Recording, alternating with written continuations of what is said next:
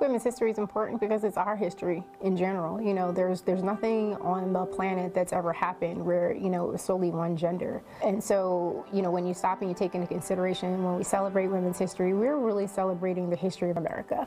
And even more importantly, we're celebrating the history of progress in America. Because, you know, if you look at what my experiences could have been or would have been 100 years ago, what was expected of me as a woman, you know, in 1921 going into, you know, 2021, you know, they're vastly different. I think that women's history, really celebrating that and honoring that, really is a celebration of not only where we've come, but where we can go as a nation. The Army is better with us in it, regardless of where we are. I think part of the reason why that is first and foremost, you know, we're citizens and we're soldiers, just like the next person. But what I think is that, you know, we often can bring a very unique perspective to things, because whether we like it or not, you know, all of us think a little bit differently.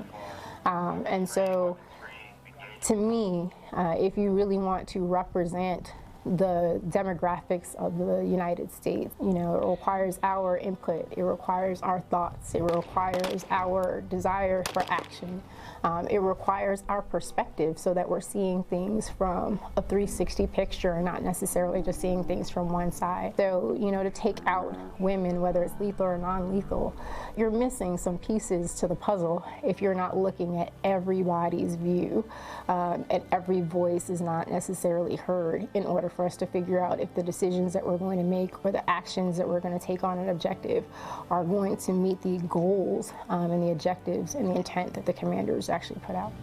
I would say that allowing people to serve in the capacity that they feel that their talents are best suited, I think was a really good thing that the Army has done. So essentially opening up combat arms or all of the branches to both males, men and women.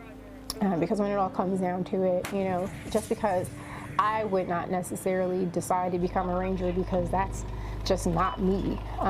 What I would say is I think it's amazing that we have women who clearly meet the standard, who have had the opportunity, and just think, you know, how much better off those organizations would be or are now having folks who are really interested in the job and are capable and are doing well.